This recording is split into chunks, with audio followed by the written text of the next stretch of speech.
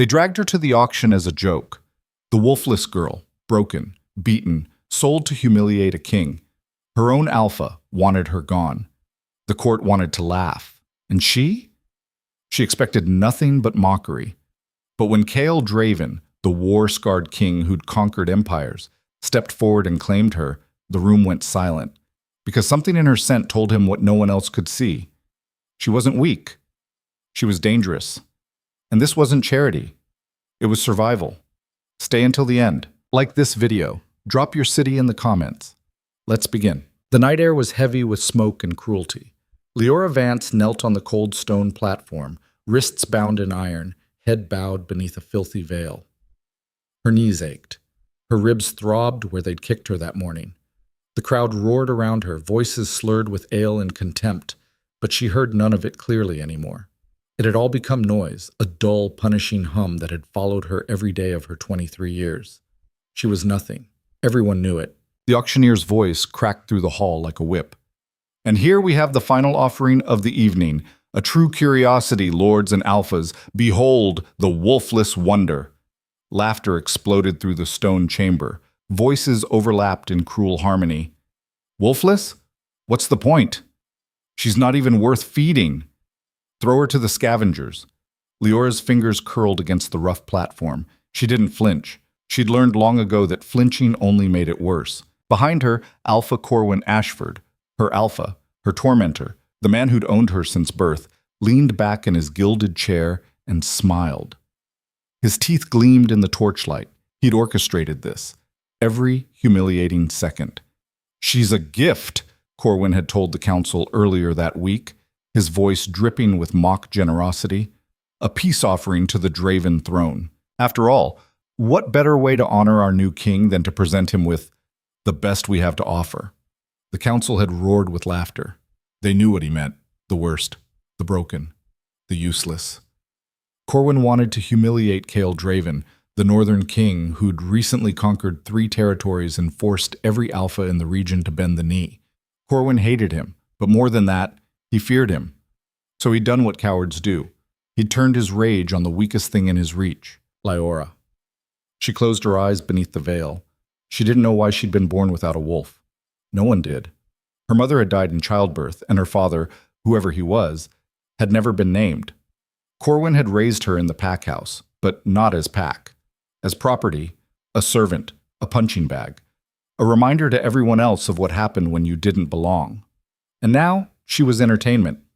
"Do I hear a bid?" the auctioneer called, his grin wide and mocking. Surely someone wants a pretty face, even if there's no beast beneath it. Silence. Then someone shouted, "I'll give you a copper for her boots." More laughter. Leora's breath came shallow. She'd known this would happen. She'd known they'd mock her, degrade her, toss her aside like trash, but knowing didn't make it hurt less. "No takers?" The auctioneer shrugged theatrically. "Well then, I suppose we'll have to, stop." The voice cut through the hall like a blade through bone. Instant silence. Leora's heart stuttered. She didn't lift her head, but she felt it, the shift in the room. The sudden, suffocating weight of power pressing down on every shoulder, every spine. The air itself seemed to tighten. Footsteps. Slow. Deliberate. Heavy. The crowd parted. Leora heard gasps. Whispers. The scrape of chairs as people rose, then quickly sat again. She could feel eyes turning, bodies shifting. Her pulse hammered in her throat. The footsteps stopped in front of the platform. And then a voice, low, rough, edged with command, spoke again. "I'll take her." The auctioneer stammered. Your Majesty, I said, I'll take her." Leora's breath caught. She knew that title. Everyone in the hall knew it. Kael Draven, the Wolf King, the man who'd butchered armies, crushed rebellions, and earned his crown in rivers of blood. The Alpha who ruled the northern territories with an iron fist and a reputation for merciless precision. He was a legend, a nightmare, a force of nature wrapped in flesh and fury, and he was standing right in front of her. "Your Majesty," the auctioneer said quickly, his tone oily and desperate. "This one is, well, she's wolfless, sire. Surely you'd prefer—" "Did I ask for your opinion?" The auctioneer flinched. No, sire." "Then close your mouth." Silence again. Thick. Trembling. Leora's hand shook. She didn't understand. Why would he? Why? This had to be another joke, another layer of humiliation. Maybe he'd take her just to throw her in a pit. Maybe he'd... Look at me. Her stomach twisted. The command wasn't harsh. It was quiet, steady, but it carried the weight of inevitability, like gravity. Slowly, Leora lifted her head. The veil still covered her face, but through the thin, torn fabric, she saw him. Kael Draven.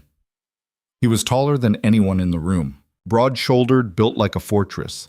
His dark hair was tied back, revealing a face carved from stone and scarred by war. A jagged line ran from his temple to his jaw, another across his throat. His eyes were gray, cold as winter steel, and they fixed on her with an intensity that made her breath stop. He didn't look at her like she was nothing.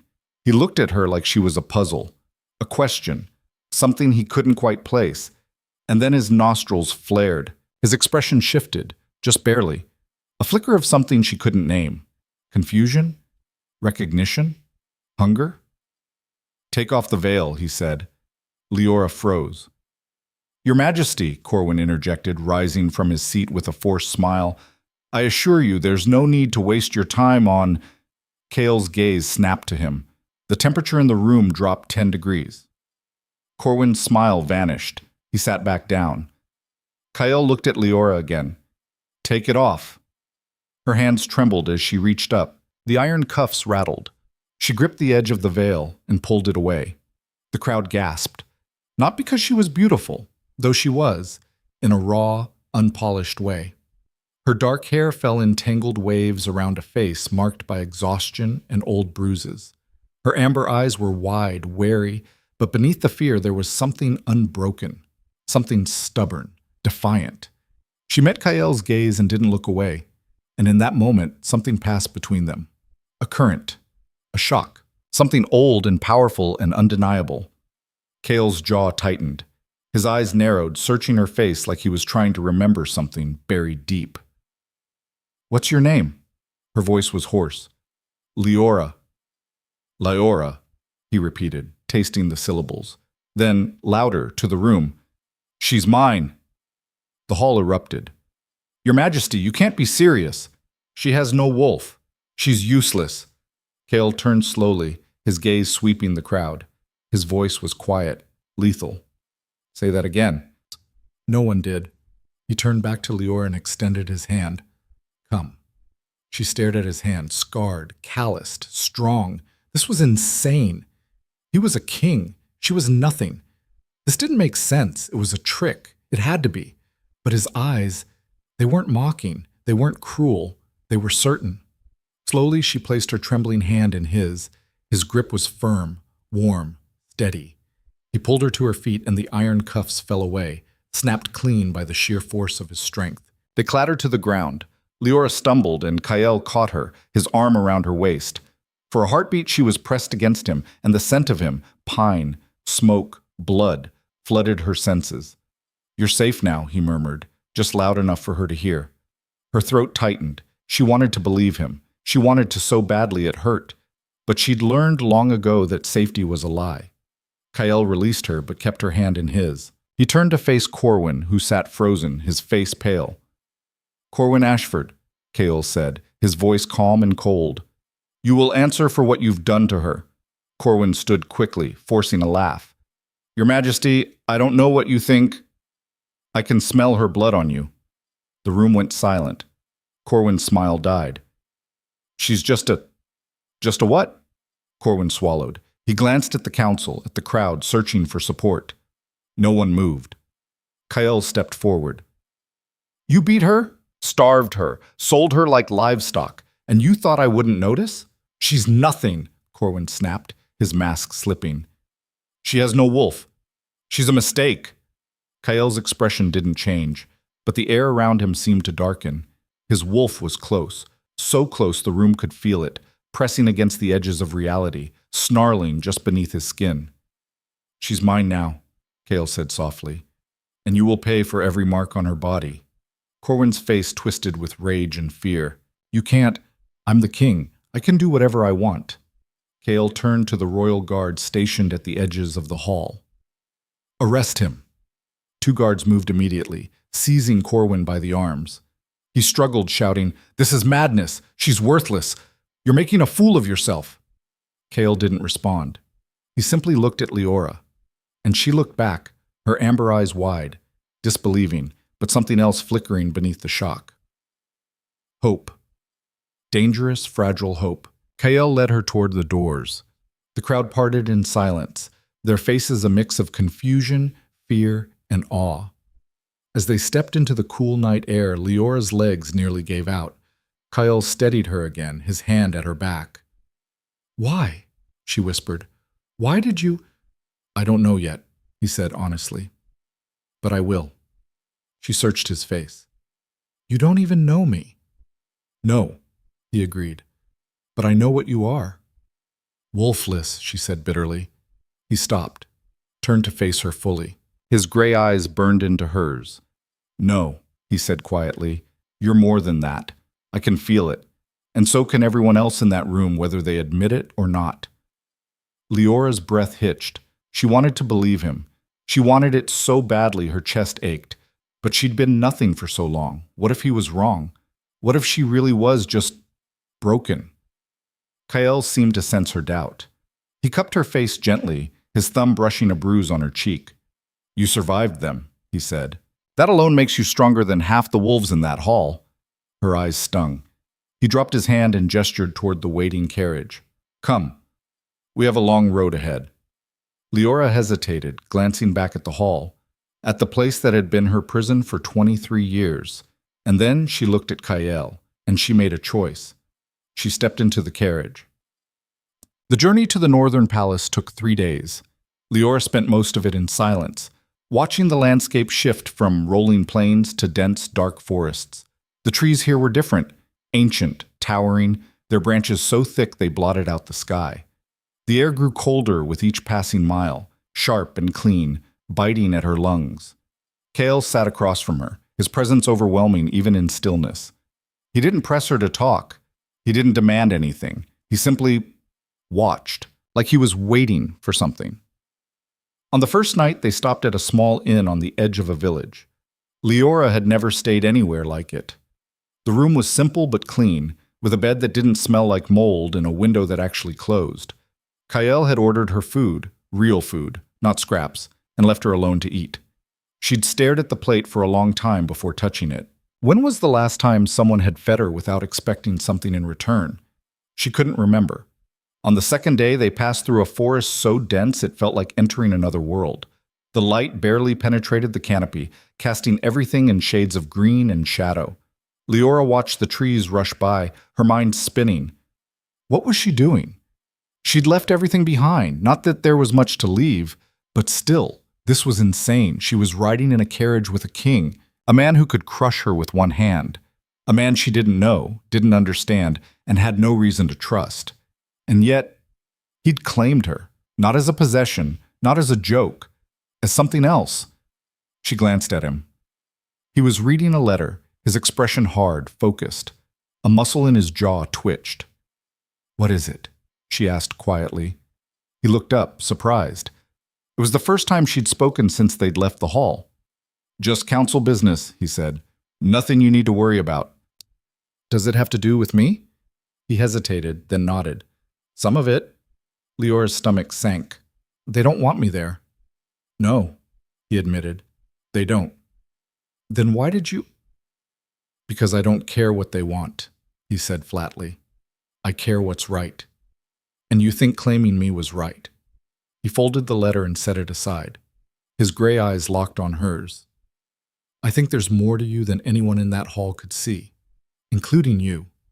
Leora's throat tightened. "You don't know that." "Maybe not," he said. "But I've fought enough battles to recognize strength when I see it. And you've been fighting your whole life." She looked away, blinking hard. She wouldn't cry. She wouldn't. "I don't feel strong," she whispered. "You wouldn't," Kale said. "That's how survival works. You don't feel strong. You just keep moving." His words hit her like a punch to the chest. She turned back to him, her vision blurring. "What if you're wrong? What if I really am just nothing? Kyle leaned forward, his elbows on his knees. Then I'll still protect you, because you deserve better than what they gave you. Leora stared at him. No one had ever said anything like that to her. Ever. Why? She asked, her voice breaking. Why do you care? Kyle was quiet for a long moment. Then he said, because I know what it's like to be told you're not enough. She blinked. You? He smiled, but it was bitter. I wasn't born a king, Lyora. I was born a bastard. My father didn't want me. My pack didn't want me.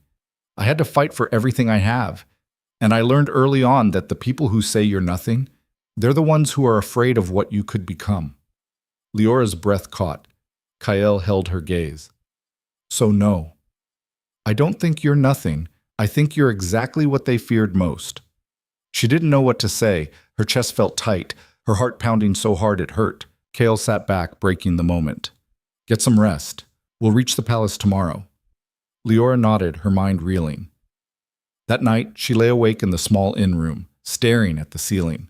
Exactly what they feared most. What did that even mean? She closed her eyes and tried to sleep, but for the first time in years, she didn't dream of darkness. She dreamed of light.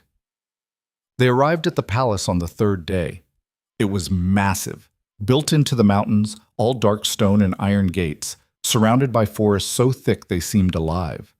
The wolves here were different, harder, sharper, their eyes colder. They watched Leora with suspicion as she stepped out of the carriage, their gazes raking over her like knives.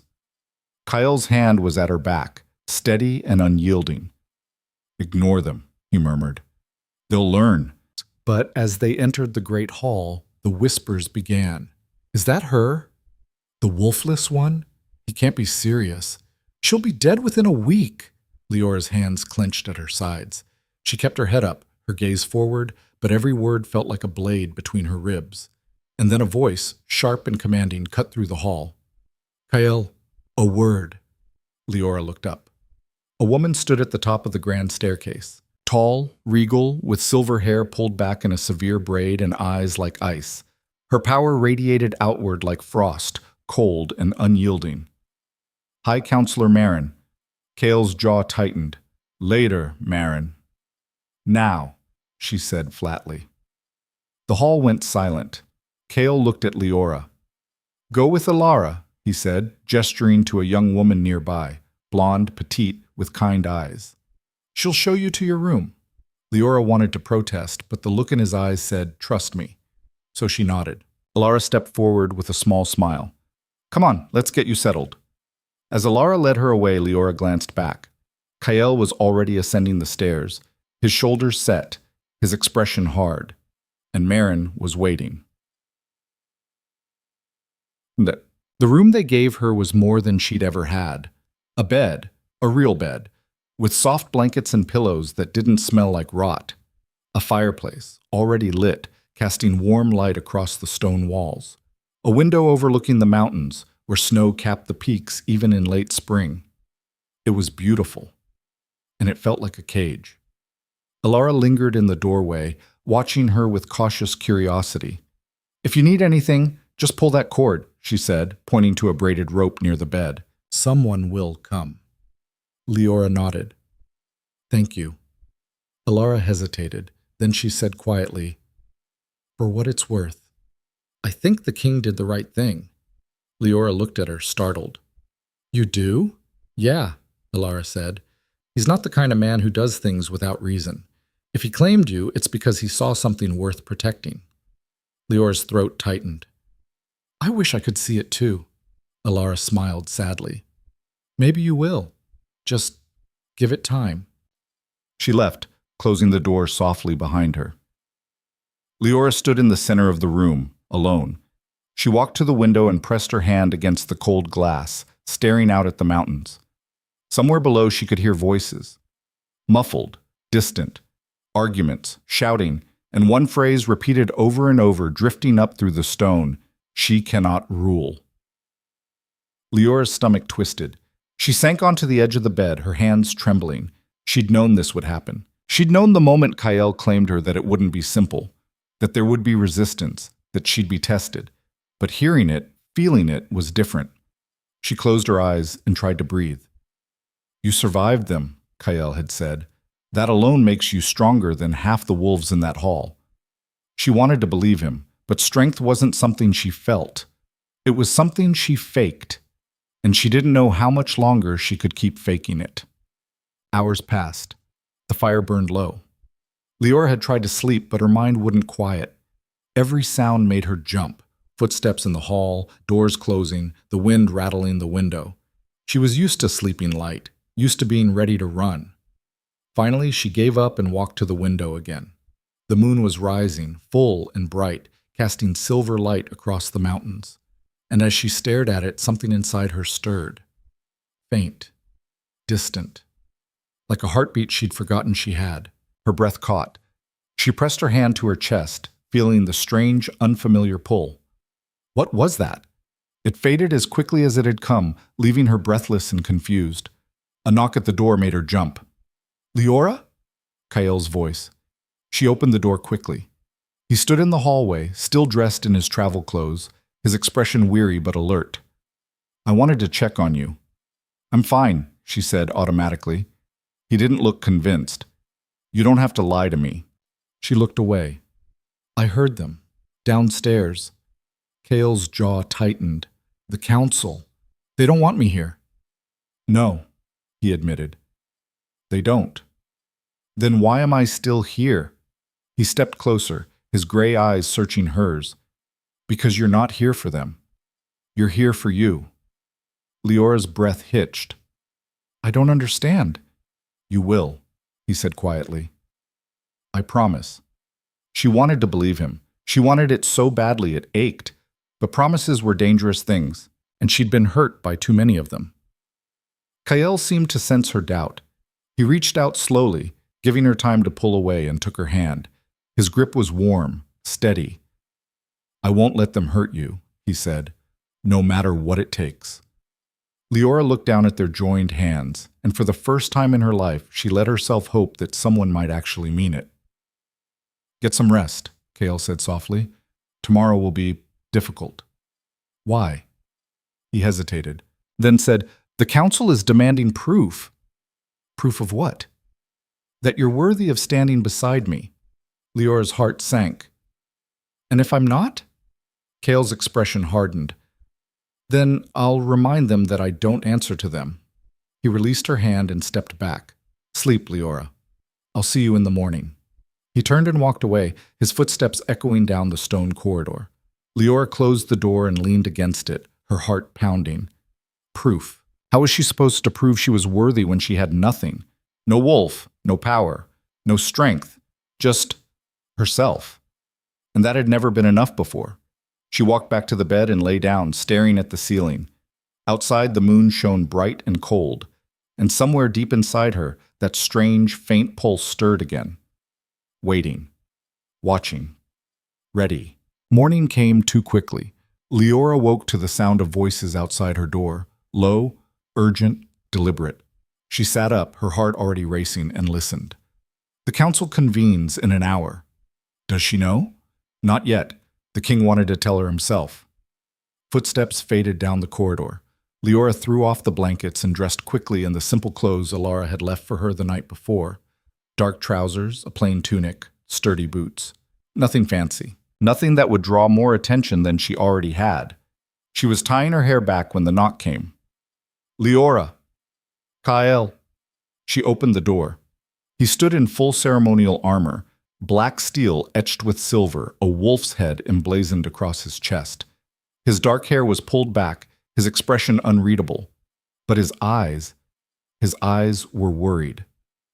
They're ready for you, he said. Her stomach dropped. Already? Marin pushed the meeting forward. She wants this over with. And by this, you mean me? Kael's jaw tightened. She wants to prove you're not fit to stand beside me.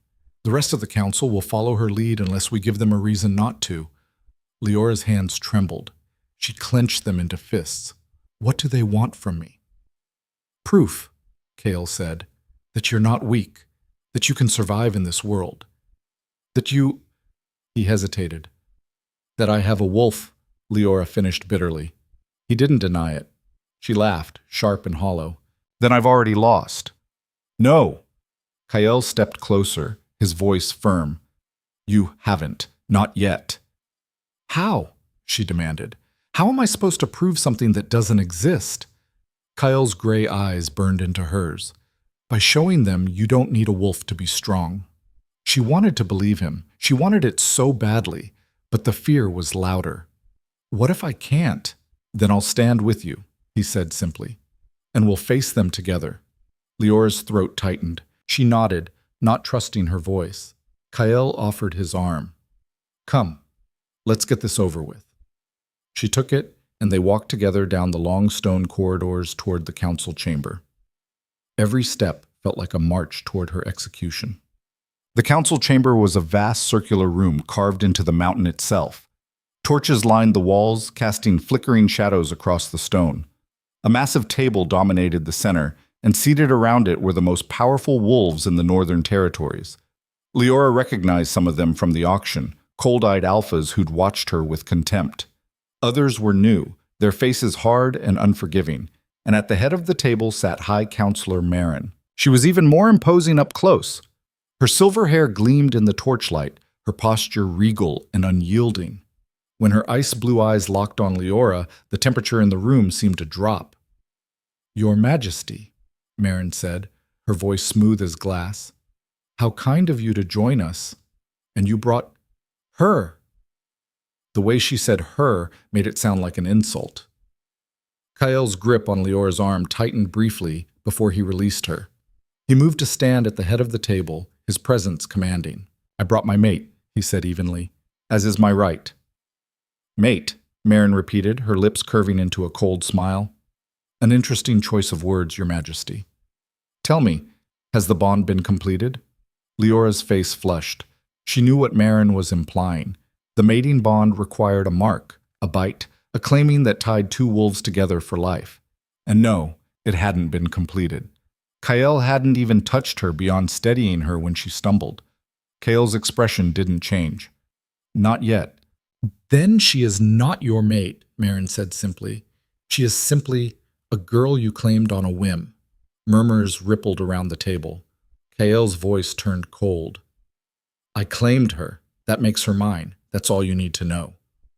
With respect, Your Majesty, said another counselor, a broad-shouldered man with a scar across his face, that's not how this works. Tradition dictates that any potential mate of the king must prove themselves worthy of the crown, especially one without a wolf. Tradition, Kael said flatly, is often an excuse for cowardice. The room went silent. Marin leaned forward, her eyes glittering. Careful, Your Majesty, you may be king, but even kings answer to the council. We are the voice of the packs, and the packs demand proof. Proof of what? Kael demanded. That she can survive, Marin said. That she has the strength, the courage, and the power to stand beside you. Because if she does not, she will be a liability, a weakness, and we cannot afford weakness. Leora felt every eye in the room turn to her, judging, measuring, finding her lacking. She wanted to shrink, to disappear, to run. But Kael's words echoed in her mind. You don't need a wolf to be strong.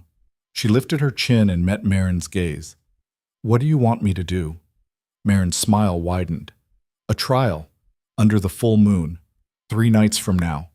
Kael's voice turned sharp. What kind of trial? The trial of awakening, Marin said. An ancient rite. If she truly has a wolf buried inside her, the trial will draw it out. And if she survives, she will have proven herself worthy. And if she doesn't have a wolf? Kael asked, his tone dangerous. Marin's smile didn't waver. Then she will fail, and you will release her. The room erupted. This is madness. The trial hasn't been used in generations. It could kill her. Marin raised a hand and silence fell. The trial is our oldest law. It has been used to test every questionable claim to power. If she refuses, she forfeits her place. If she accepts and survives, no one can question her again. Kael's hands clenched into fists. This is a death sentence. No, Marin said calmly. It's a choice. She can accept the trial and prove herself, or she can leave now, quietly, and save us all the trouble. Every eye turned to Leora. She felt the weight of their stares like stones pressing down on her chest. Her pulse roared in her ears. This was it. The moment she'd been dreading since Kael claimed her. The moment where she had to choose. Run or fight. She thought of the auction, of Corwin's mocking smile, of every beating, every insult, every moment she'd been told she was nothing, and she thought of Kael, of the way he'd looked at her, the way he'd said, "You're more than that." She took a breath, and then she spoke. "I accept." The room exploded. Kael turned to her, his eyes wide. "Leora, I accept," she repeated, louder this time. Her voice shook, but it didn't break. "I'll take the trial." Marin's smile turned triumphant. "Excellent. Then it's settled. 3 nights from now, under the full moon, you will face the trial of awakening. May you prove us all wrong." The way she said it made it clear she didn't believe Leora had a chance in hell. Kael reached for Leora's arm, his grip firm. "Council dismissed," he said sharply. Marin raised an eyebrow. "Your Majesty." "I said dismissed." His voice brooked no argument. The councillors rose slowly, exchanging glances. Marin lingered, her cold gaze fixed on Leora. 3 nights, she said softly. "I hope you're ready." Then she turned and swept out of the room, the others following. When the door closed, Kael rounded on Leora. "What were you thinking?" She flinched at the anger in his voice. "I was thinking I didn't have a choice." "You always have a choice." "No, I don't," she snapped back. "You heard them. If I refuse, I'm gone. If I run, I prove them right. The only way forward is through." Kael's jaw worked. He looked like he wanted to argue, but he couldn't, because she was right. He exhaled sharply and ran a hand through his hair. "The trial of awakening is brutal, Leora. It's designed to break you, to force your wolf to surface or kill you trying." "Then I'll survive it," she said, more confidently than she felt. "You don't know that." "No," she admitted. "But I know I can't keep running. I've been running my whole life, and it's never gotten me anywhere."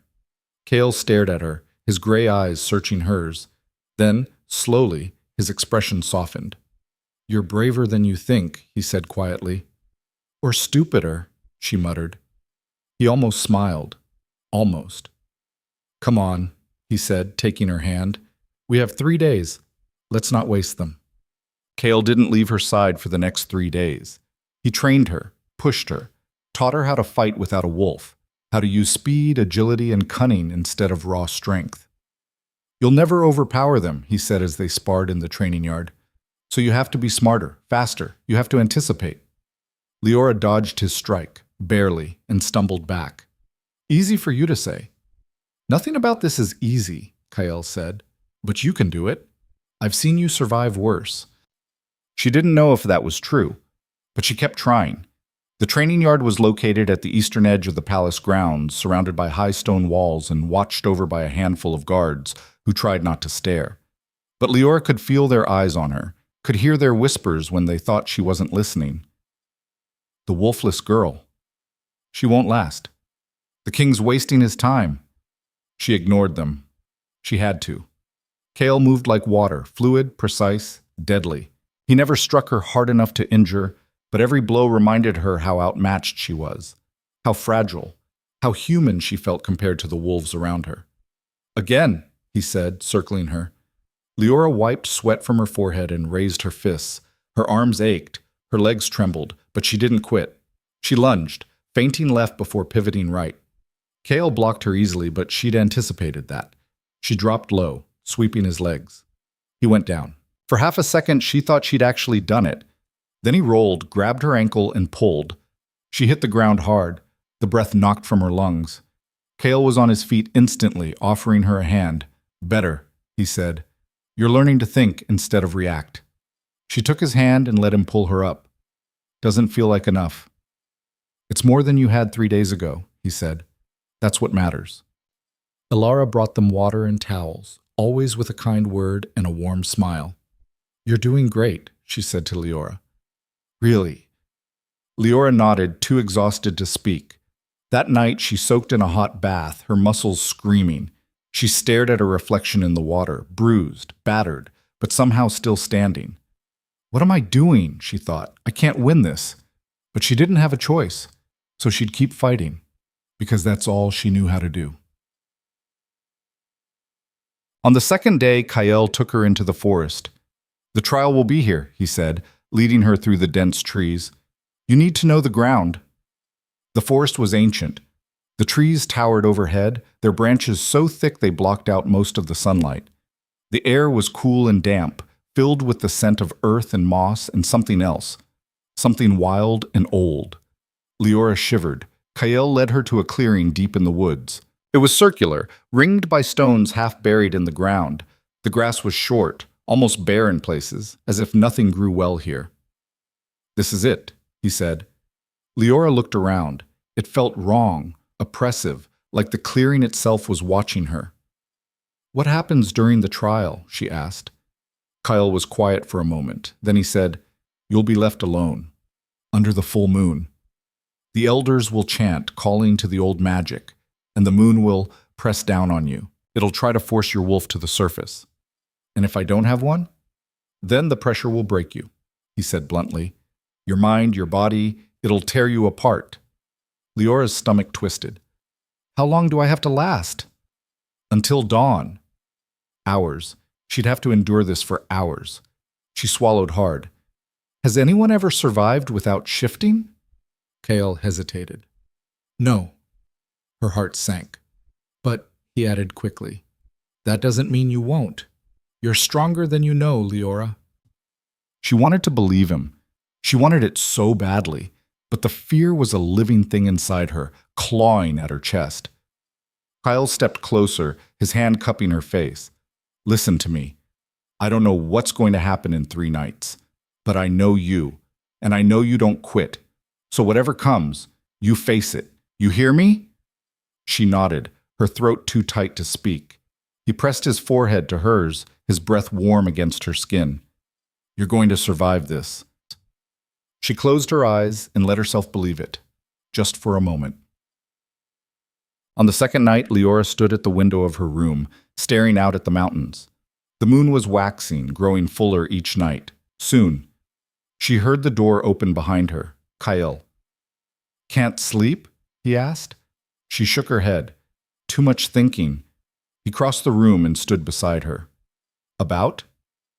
Dying, she said bluntly. Kael didn't flinch. You're not going to die. You don't know that. No, he admitted. But I believe it. She looked at him. Why? Why do you have so much faith in me? Kael was quiet for a long moment. Then he said, Because I see something in you that you don't see in yourself. What? Fire, he said simply. A will to survive, a refusal to break. You've been beaten down your whole life, Leora, and you're still standing. That's not weakness, that's strength. Her eyes stung. She looked away quickly. I'm scared, she whispered. Good, Kael said. Fear keeps you sharp. He reached out and took her hand, his grip warm and steady. You're going to survive this, he said. I'll make sure of it. She wanted to believe him. She had to believe him, because the alternative was unthinkable. They stood together in silence, watching the moon rise higher. And for the first time since arriving at the palace, Leora didn't feel completely alone. The third day passed in a blur. Kael drilled her relentlessly, pushing her past exhaustion. She fell more times than she could count, got back up every time. Your body will give out before your will does, he told her. Remember that. When you think you can't go on, you can. You just have to choose to. She nodded, gasping for breath. Alara brought her lunch, fresh bread, roasted meat, fruit, food she'd never had access to before. It still felt surreal. How are you holding up? Alara asked. Leora managed a weak smile. Ask me tomorrow. Alara squeezed her shoulder. You're going to be amazing. I can feel it. Leora wished she could feel it too. That afternoon, Kael took her to the armory. Choose a weapon, he said. She blinked. I thought the trial was about shifting. It is, he said, but I'm not sending you in there defenseless, just in case. Just in case the trial turned into something worse. Leora looked at the racks of weapons. Swords, daggers, spears, axes. She'd never held a weapon in her life. Corwin had never allowed it. Her hand hovered over a short blade. Simple, balanced. That one, Kael said approvingly. Good choice. He taught her the basics, how to grip it, how to strike, how to defend. She was clumsy at first, but she learned fast. You're a natural, he said. She laughed bitterly. Or desperate. Same thing, he said. That night, as the sun set and the moon began to rise, Leora sat in her room and tried to calm her racing heart. Tomorrow, everything would change, one way or another. The third night came too fast. Leora stood in her room, dressed in simple leather armor Kael had given her. It was light, flexible, designed for movement rather than protection. Alara braided her hair back, her hands gentle. You're going to be amazing, Alara said softly. Leora didn't answer. She couldn't. A knock at the door. Kael. He looked at her, his expression unreadable. It's time. She nodded and followed him out. The clearing where the trial would take place was deep in the forest, far from the palace. Torches ringed the space, casting flickering light across the trees. The full moon hung heavy and silver overhead, so bright it hurt to look at. The entire council was there. So were dozens of pack members, watching from the shadows. Marin stood at the center of the clearing, her expression cold and satisfied. Leora Vance, she said, her voice carrying across the space. You have accepted the trial of awakening. Do you understand what this means? Leora's throat was dry. Yes. Then step forward. Leora walked into the center of the clearing. Kael stayed at the edge, his fists clenched, his wolf barely contained. Marin circled her slowly. The trial is simple. You will be left alone in this clearing until dawn. You will face the moon. You will call to your wolf. And if she answers, you will shift. If she does not, Marin smiled. Well, we shall see. That's it? Leora asked. That's it, Marin said. But know this. The moon has a way of drawing out what is hidden. And if there is nothing hidden inside you, the pressure will break you. Leora's pulse pounded. Marin stepped back. Begin. The torches were extinguished. The crowd melted into the shadows. And Leora was alone. The moonlight was blinding. Leora stood in the center of the clearing, her breath coming fast and shallow. The forest was silent. No wind, no birds, just the oppressive weight of the moon pressing down on her like a physical thing. She closed her eyes and tried to reach inward, the way she'd tried 1,000 times before. Please, she thought. If you're in there, I need you. Please. Nothing. She clenched her fists. Please. Still nothing. The pressure built. She could feel it, like something clawing at the inside of her skull, demanding entry. The moon's pull was relentless, dragging at something deep inside her, trying to rip it free. Her knees buckled. She gasped, pressing her hands to her temples. Come on, please. But there was nothing, just emptiness. The crowd began to whisper. She's failing. I knew it. She has nothing. Leora's vision blurred. The pressure was unbearable now, crushing her from the inside out. Her nose began to bleed. She tasted copper. And then, through the haze of pain, she heard Marin's voice. Pathetic. Something inside Leora snapped. No. She wouldn't give them this. She wouldn't let them watch her break. She'd survived worse than this. She'd survived Corwin, the beatings, the starvation, the mockery.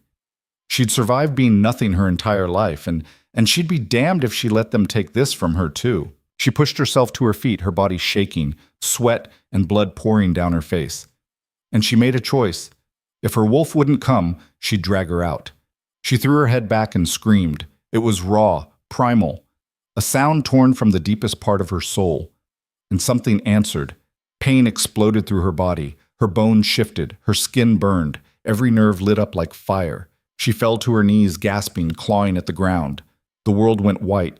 And then, light. Blinding, brilliant, luminous light erupted from her body, flooding the clearing. The crowd gasped. Kael's eyes went wide. Marin stepped back, shock flickering across her face, and Leora changed. Her wolf surged forward. Not dark, not shadowed, but radiant. Her fur was silver white, glowing like moonlight made flesh. Her eyes burned gold, bright as the sun. She was massive, larger than any wolf in the clearing, an alpha. The clearing went silent. Leora stood on 4 legs, her chest heaving, her wolf's instincts roaring to life. She could feel everything, the earth beneath her paws, the wind in her fur, the pulse of every living thing around her. She was powerful. She was whole. She turned her glowing gaze on Marin, and Marin's eyes went wide. Then slowly, the High Counselor dropped to one knee and bowed. One by one, the rest of the council followed.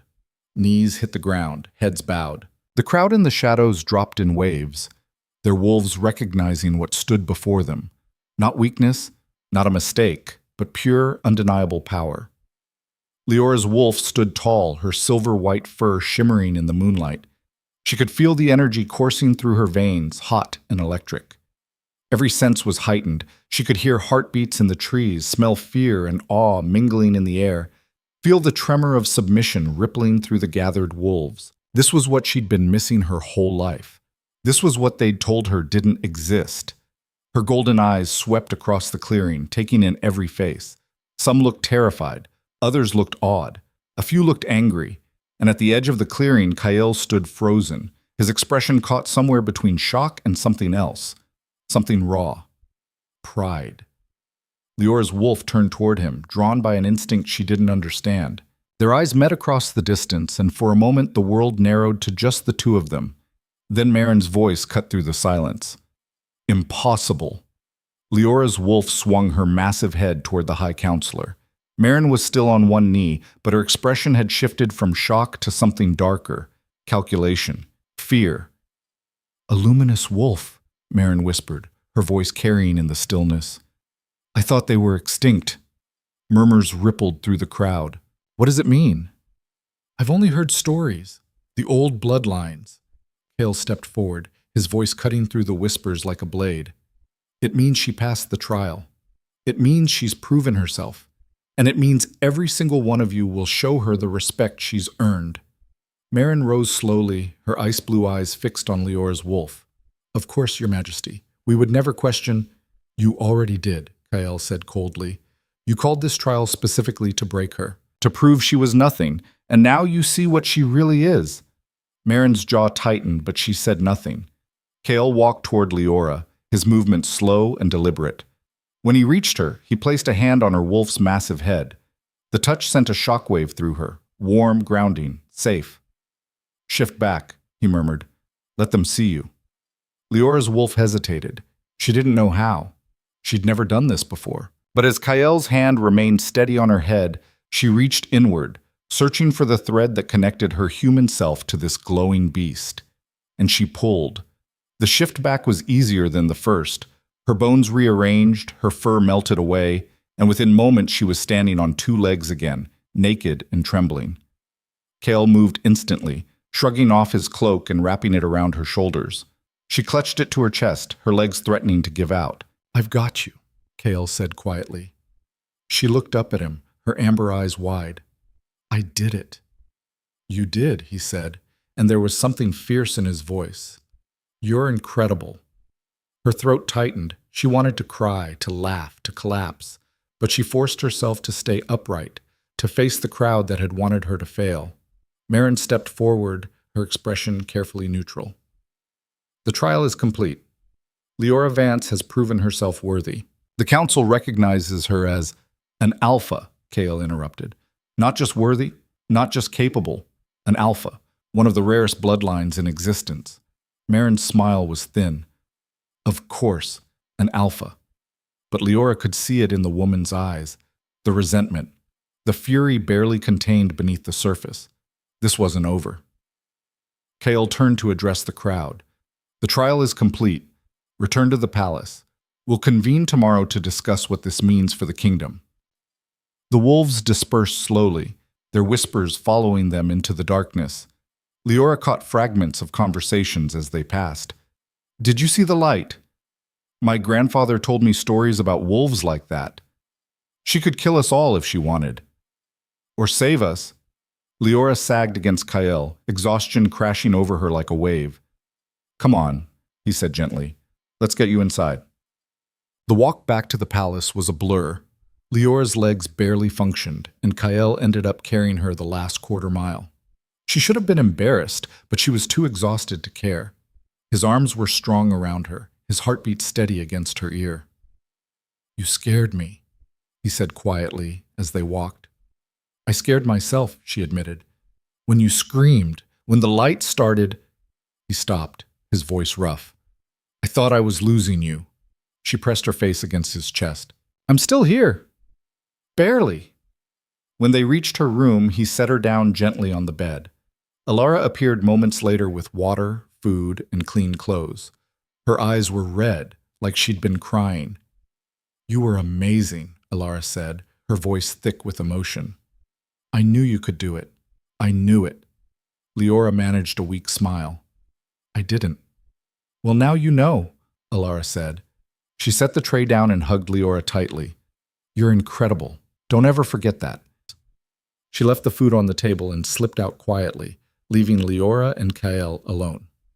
Kael pulled a chair close to the bed and sat, his elbows on his knees. He looked at her like he was trying to solve a puzzle, like she was something he'd never seen before and might never see again. "What?" Leora asked. "A luminous wolf," he said slowly. "Do you know what that means?" She shook her head. "They're ancient," Kael said. "The first wolves. The purest bloodline. They were said to have powers beyond normal alphas, healing, foresight, the ability to command entire packs with a thought. Some stories say they could even communicate with the moon itself, draw power directly from it." Leora's stomach twisted. "That sounds like a myth." "So did you until tonight," Kael said.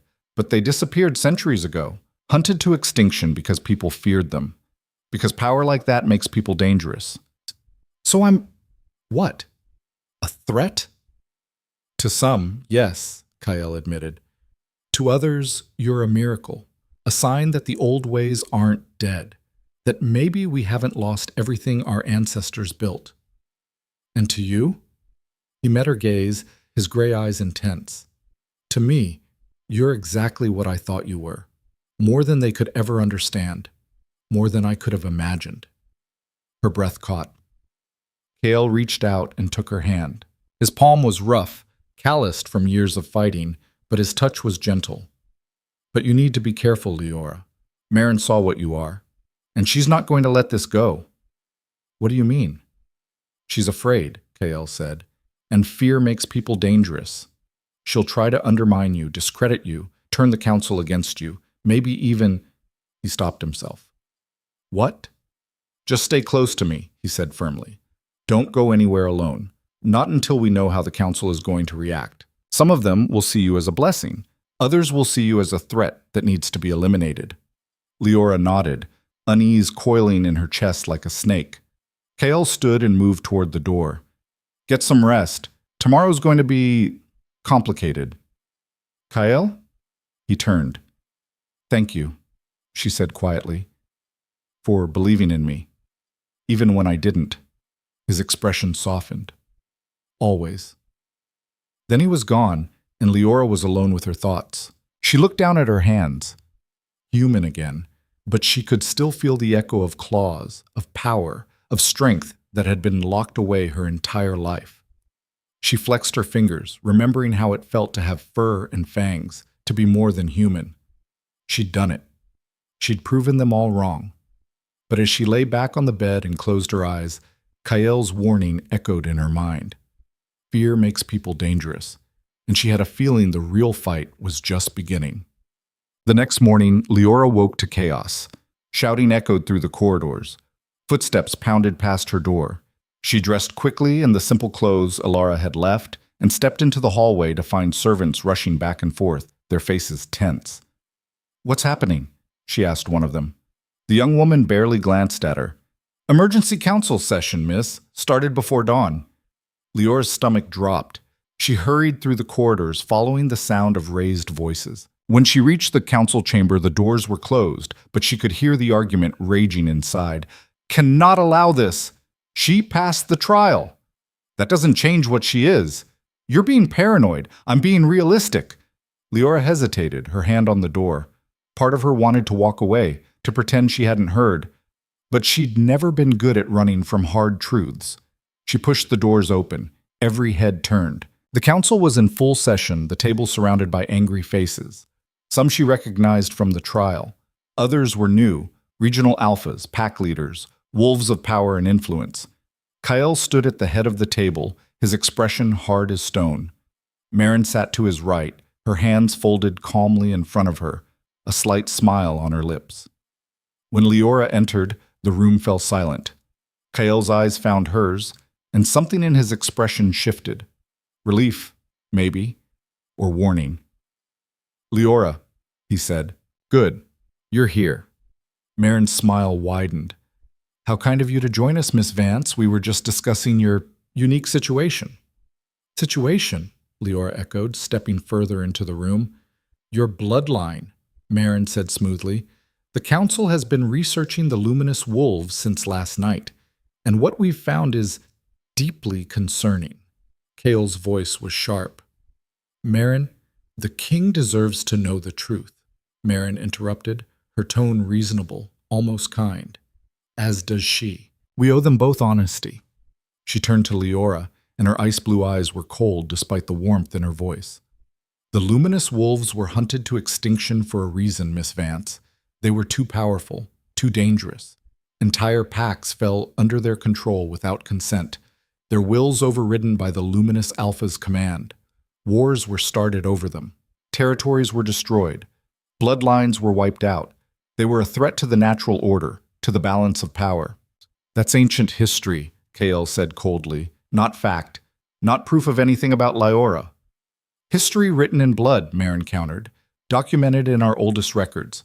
And now we have one standing in our midst, untrained, untested, with no understanding of her own power. How do we know she won't become the same threat? How do we know she won't lose control and enslave us all?" Leora's hands clenched at her sides. "I'm not a threat. I would never—" "You don't know that," Marin said, and her voice was gentle, almost pitying. "You don't even know what you're capable of. None of us do. And that makes you dangerous. Not through malice, perhaps, but through ignorance." "Enough," Kyle snapped, slamming his hand on the table. "She passed the trial. She's proven herself. This conversation is over." "No, Your Majesty," Marin said, rising to her feet with measured grace. "It's not. The council has voted while you were distracted with other matters." Kyle went very still. "Voted on what?" Marin's smile was triumphant now, no longer hidden. "On whether Leora Vance should be allowed to remain in the palace. And the decision, I'm afraid, was unanimous." Leora's heart stopped. She looked around the table, searching for friendly faces. Some of the counselors looked uncomfortable, unwilling to meet her eyes. Others looked satisfied, even smug. "She must leave," Marin said. "Immediately. For the safety of the kingdom." The room erupted in voices, some arguing, some agreeing. Kale slammed his fist on the table again, the sound echoing like a thunderclap. "You have no authority to make that decision." "We have every authority," Marin said calmly. "The council exists to protect the kingdom from all threats, foreign and domestic. And right now, the greatest potential threat to this kingdom is standing in this room." Leora felt like the ground was falling out from under her, her vision blurred at the edges. After everything she'd been through, after proving herself, they were still going to throw her out. "You can't do this," Kale said, his voice low and dangerous. His wolf was close to the surface now. She could see it in his eyes, in the way his muscles tensed. "We already have," Marin said. "Unless, of course, she wishes to undergo another trial, one that will truly prove her intentions and her control." Kale's eyes narrowed. "What trial?" Marin's smile widened, and Leora saw the trap closing. "The trial of allegiance. An ancient test, rarely used, but perfect for circumstances such as these. She will be sent into the wilds beyond our borders, where the rogue packs roam free. If she can survive for 7 days and return unbroken, she will have proven both her loyalty to this kingdom and her ability to control her power under extreme duress. If she fails," Marin shrugged delicately, "well, the problem solves itself." Leora's blood ran cold. She'd heard stories about the wilds, whispered around fires late at night. The rogue packs were vicious, feral wolves who recognized no law, no king, no mercy. They killed for sport, for territory, for the simple pleasure of violence. Sending her there alone was a death sentence. This is insane, Kael said, his voice shaking with barely controlled rage. This is justice, Marin countered. This is mercy, even. We're giving her a chance to prove herself instead of simply exiling her outright. And it's her only option, unless she'd prefer immediate exile with no possibility of return. All eyes turned to Leora. She stood frozen, her mind reeling. This was another trap, another way to get rid of her without Marin getting her hands dirty. If Leora died in the wilds, Marin could claim she'd given her a fair chance. But if she refused, she'd be exiled anyway, cast out, alone. And Kael, for all his power, couldn't protect her from a unanimous council vote without starting a civil war. She looked at Kael. His expression was torn between rage and desperation. His fists clenched so tight his knuckles were white. "Don't do this," he said quietly, and the rawness in his voice nearly broke her. "Please, we'll find another way." But Leora knew there wasn't one. Marin had backed her into a corner, and there was only one way out.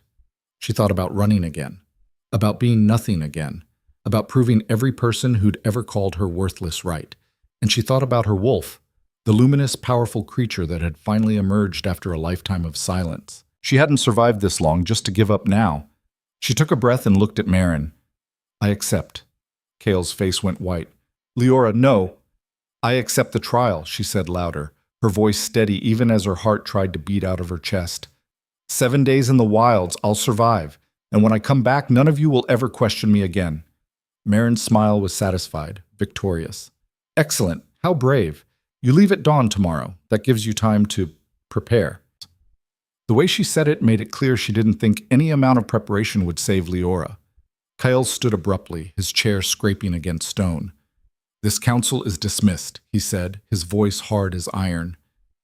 "Your Majesty," one of the counselors began. "I said dismissed," Kael repeated, and this time his alpha command rolled through the room like thunder. Everyone stood. Everyone left, except Marin, who lingered at the door looking back at Leora with cold satisfaction. 7 days, Miss Vance. Do try not to die too quickly. It would be such a waste." Then she was gone. Kael rounded on Leora the moment they were alone. "What were you thinking?" he demanded. "I was thinking I didn't have a choice," she said. "There's always a choice." "Not for me," she shot back. "Not if I want to stay. Not if I want to be anything more than the broken, worthless girl they all think I am." Kael ran both hands through his hair, pacing like a caged animal. "The wilds will kill you, Leora. The rogues don't care that you're an alpha. They don't care that you're luminous. They'll see you as a threat and tear you apart." "Maybe," she said, "or maybe I'll surprise them. Like I surprised you. Like I surprised the council." He stopped pacing and stared at her. "This isn't a game." "I know that," she said, stepping closer. "But it's the only move I have. If I refuse, I'm exiled anyway. If I run, I prove them right. The only way forward is through." Kael closed the distance between them in 2 long strides. He cupped her face in his hands, his touch desperate, almost painful. "I can't lose you," he said, his voice breaking. "Not now. Not after finally finding you." Her breath caught. "You won't. You don't know that." "No," she admitted, covering his hands with hers. "But I have to try. I have to believe I'm strong enough." He pressed his forehead to hers, his breath shaking. "Then I'm coming with you." "No. Leora, if you come, it proves Marin right," she said firmly. "That I can't stand on my own, that I need you to survive, that I'm weak. I have to do this alone." Kael's hands tightened on her face. "I hate this. I hate all of this." "I know," she whispered, "but trust me, like you did before. Like you did when no one else would." He pulled back slightly, his gray eyes searching hers with an intensity that made her feel transparent. Then, slowly, reluctantly, he nodded. 7 days, he said hoarsely, "and then you come back to me, no matter what. Promise me." "I promise," she said. He kissed her then, fierce and desperate and full of everything he couldn't say, everything he was afraid to lose. She kissed him back just as hard, pouring all her fear and determination into it. When he pulled away, his eyes were wet. "Don't die," he whispered. "I won't," she said, trying to sound more confident than she felt. But as he left her room, the door closing softly behind him, she wasn't sure if she believed it. 7 days in the wilds, 7 days with wolves who would see her as prey, 7 days to survive or die trying. Dawn came too soon. Leora stood at the edge of the palace grounds, dressed in dark leather armor that Kael had insisted she wear. It was light but strong, designed for movement. She carried a pack with basic supplies: water, dried meat, a small medical kit, flint for fire. And strapped to her thigh was the short blade Kael had taught her to use. It felt inadequate for what she was about to face. The council had gathered to see her off, a mix of guilty faces and satisfied ones. Marin stood front and center, her expression serene, almost pleasant. 7 days, Miss Vance, Marin said. Survive with honor, and you return with our full respect and acceptance. Fail and, well, we won't hold it against your memory. Leora didn't dignify that with a response. She wouldn't give Marin the satisfaction. Kael stood off to the side, his arms crossed over his chest, his face carved from stone. But when their eyes met, she saw the fear beneath the anger, the desperation he was trying to hide.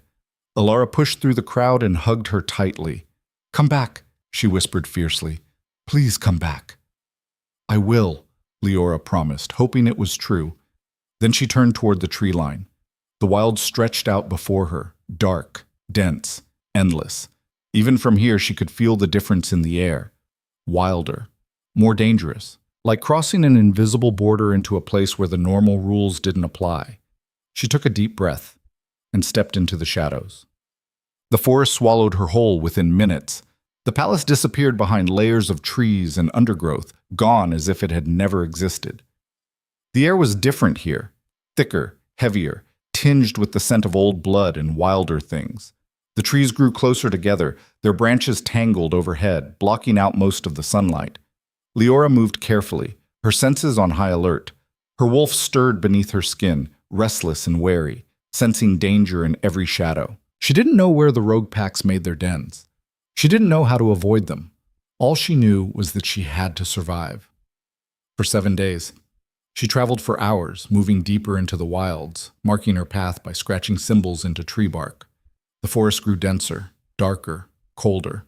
Strange sounds echoed through the trees, howls that didn't sound quite like wolves, the crack of branches that might have been footsteps, the rustle of movement just beyond sight. Every sound made her jump, every shadow made her hand go to her knife. By midday, she found a stream and refilled her water skin, drinking deeply. The water was ice cold and tasted of minerals and earth. She ate a little of the dried meat, forcing herself to conserve her supplies. 7 days was a long time. As the sun began to set, painting the forest in shades of blood and shadow, Leora started looking for shelter. She found a small cave tucked into a hillside, half hidden by overgrown roots and vines. It was shallow but dry, and the entrance was narrow enough that she could defend it if needed. She crawled inside, her body aching from hours of walking. She ate a little more, drank a little more, then curled up against the stone wall with her knife in her hand. Sleep came fitfully, full of dark dreams and phantom sounds. And when she woke in the middle of the night, she knew immediately that something was wrong. The forest had gone silent. No wind, no insects, no distant howls, just silence. Leora sat up slowly, her heart pounding. She gripped her knife tighter and peered out of the cave entrance. A wolf stood at the mouth of the cave, massive, dark gray, almost black. Its eyes glowed red in the darkness, and its teeth were bared in a snarl. Leora's breath caught in her throat. The wolf stepped closer, and she could smell it now. The sharp scent of violence and old kills, the musk of a predator that knew no law. A rogue. And then it spoke, its voice rough and wrong, like gravel scraping against stone. "You shouldn't be here, little light." Leora's entire body went cold. Wolves could communicate, but this was different. This was speech, clear and deliberate. The wolf stepped fully into the cave entrance, blocking her escape, its red eyes fixed on her with predatory focus. "This is our territory," it growled, "and you reek of the palace, of the soft wolves who bow to kings." Leora forced herself to her feet, pressing her back against the cave wall. "I'm just passing through." The wolf's laugh was a harsh, guttural sound. No one just passes through the wilds, especially not an alpha. It sniffed the air, and its eyes widened slightly. Luminous. I can smell it on you. The old blood. I don't want trouble, Leora said, though her wolf was snarling inside her, demanding she fight. Too late, the wolf said, and then it lunged. Leora shifted on pure instinct, her luminous wolf bursting forth in a flash of silver-white light. She met the rogue midair, and their bodies collided with bone-jarring force. They crashed to the ground in a tangle of fur and fangs snarling and snapping. The rogue was fast, vicious, experienced, but Leora was stronger, her luminous blood giving her an edge she hadn't fully understood until now. She threw the rogue off and stood, her fur glowing bright enough to light up the cave. Her golden eyes blazed with fury and fear. The rogue circled her, wary now, reassessing. Strong, it admitted, but alone, and we are many. It threw back its head and howled. The sound echoed through the forest, cutting through the silence like a blade, and from the darkness outside the cave, dozens of glowing red eyes appeared. One by one, wolves emerged from the shadows. Dark, scarred, feral. They surrounded the cave entrance, blocking every escape route, their eyes fixed on Leora with hunger and malice.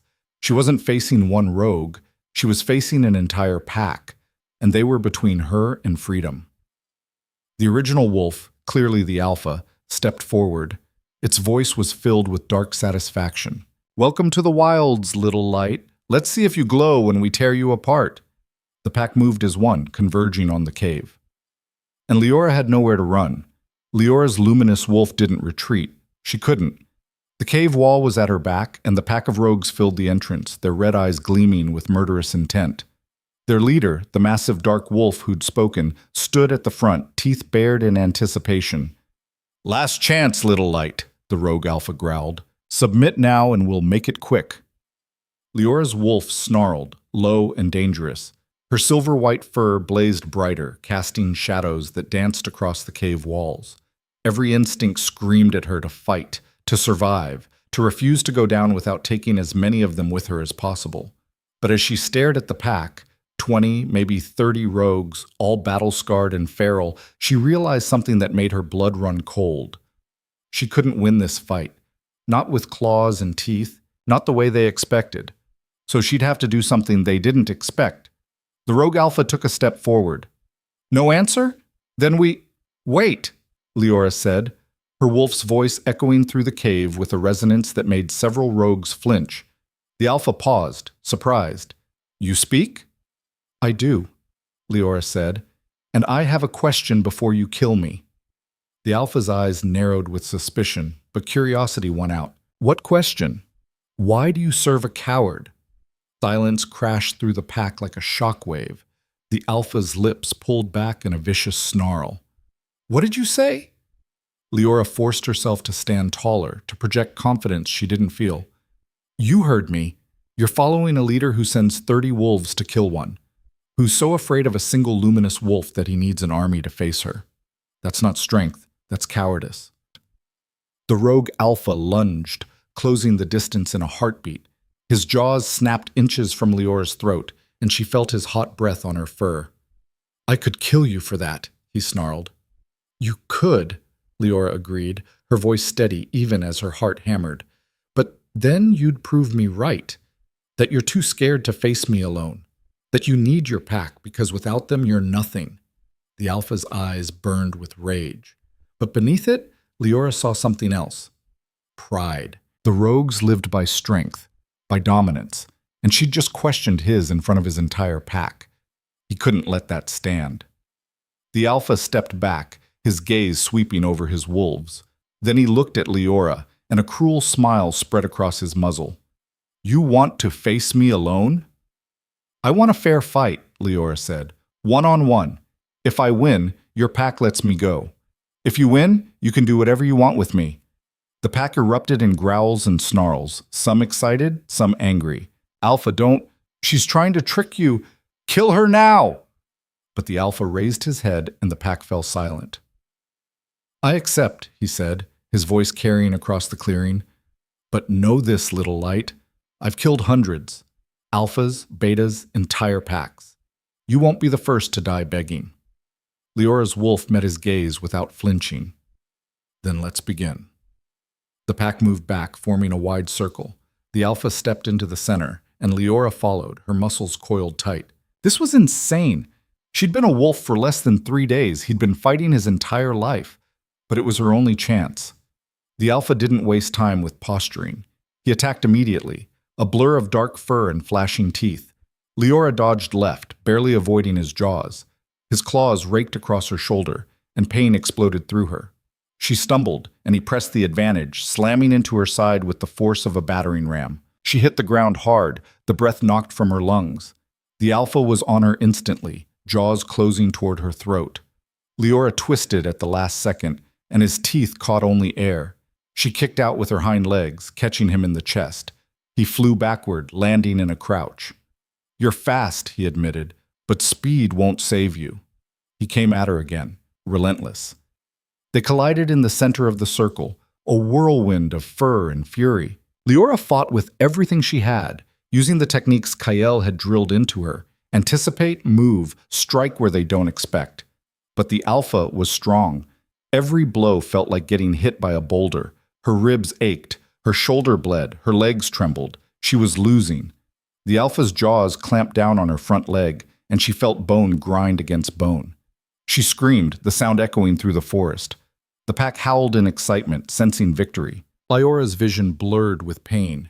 She could feel her wolf weakening, could feel herself slipping toward darkness. No. She hadn't come this far to die in a cave in the wilds. She hadn't survived Corwin, the auction, the trial, just to be torn apart by rogues. She was more than this. And then, through the haze of agony, she felt it. That same pull she'd felt during the trial. The connection to something deeper, something old. The moon was hidden behind clouds, but she could feel it anyway, burning in her blood. And she pulled. Light exploded from her body. Not just a glow this time, power, raw, ancient, overwhelming. The alpha yelped and released her legs, stumbling backward. The entire pack recoiled, shielding their eyes from the brilliance. Leora rose to her feet, her body blazing like a star fallen to earth. The pain was still there, but it felt distant now, drowned out by the surge of energy coursing through her veins like molten silver. "What?" the alpha started. Leora didn't give him time to finish. She moved faster than she'd ever moved before, a streak of silver-white light. She slammed into him with the full force of her power, and this time he was the one who hit the ground. She stood over him, her jaws inches from his throat, her golden eyes burning. "Yield," she commanded, and her voice carried a weight that made every wolf in the clearing drop to their bellies. The alpha stared up at her, shock and fear warring in his red eyes. For a long moment, no one moved. Then, slowly, the alpha tilted his head back, exposing his throat in the ultimate gesture of submission. "I yield," he said hoarsely. Leora stepped back, her light dimming but not fading entirely. She looked around the circle at the pack of rogues, all of them flat on the ground, all of them staring at her with a mix of terror and awe. "I won," she said. "Honor our deal." The alpha rose slowly to his feet, his movements stiff. He looked at her for a long moment, then dipped his head in acknowledgement. "You have my word. You're free to go." Leora shifted back to human form, gasping as pain flooded back into her fully. Her leg was bleeding badly, bone visible through torn flesh, and her ribs felt cracked. She stumbled, and to her surprise the alpha moved forward and steadied her with his muzzle. "You're hurt," he said, his voice no longer hostile, almost respectful. "I'll survive," Leora said through gritted teeth. The alpha hesitated, then looked at his pack. "Mira, bring water and bandages." A smaller wolf, gray with intelligent eyes, trotted forward. She shifted into a lean woman with short-cropped hair and handed Leora a water skin. "Drink," Mira said. "You're losing blood." Leora drank deeply, her hand shaking so badly she almost dropped the skin. Mira knelt and began wrapping her leg with strips of cloth, her movements efficient and practiced. "Why are you helping me?" Leora asked. The alpha, who'd also shifted to human form, A scarred, muscular man with graying hair and a face that had seen countless battles looked at her with something like grudging admiration. "Because you earned it," he said. "You could have killed me. You had the opening, but you chose mercy.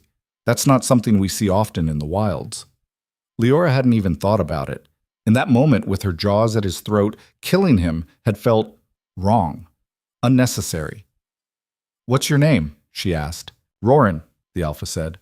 "And you are?" "Leora." Roran studied her with sharp eyes that seemed to see through her skin to the bones beneath.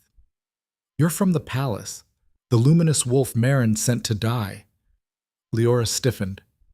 "You know about that?" "We hear things," Roran said. "The council's not as careful with their words as they think.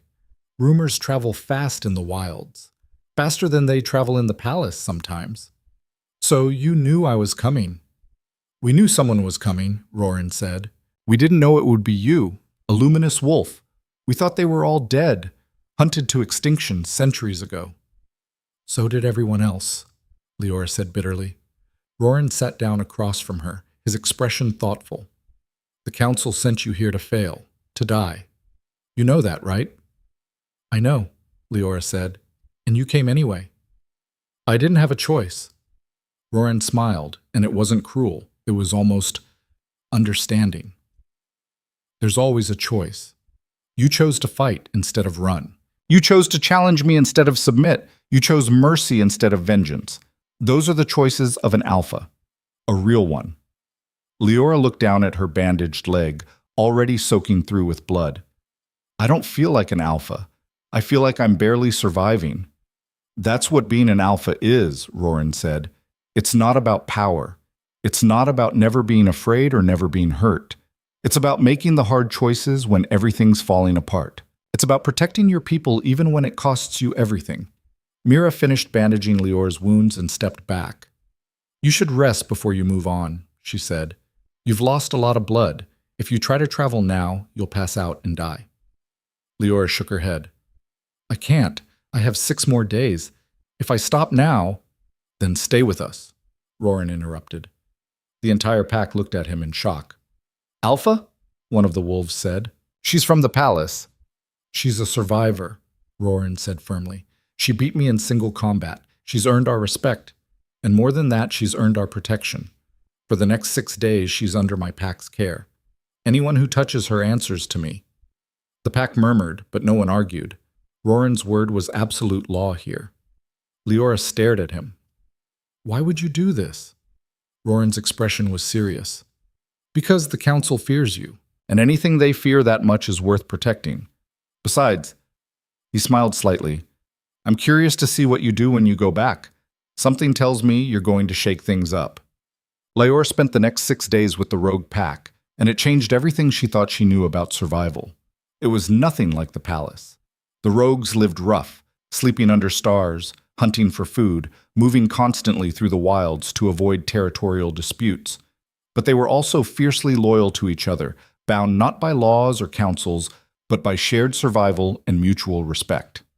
Roran taught her things Kael never could. How to track prey through dense forest by reading broken twigs and disturbed earth.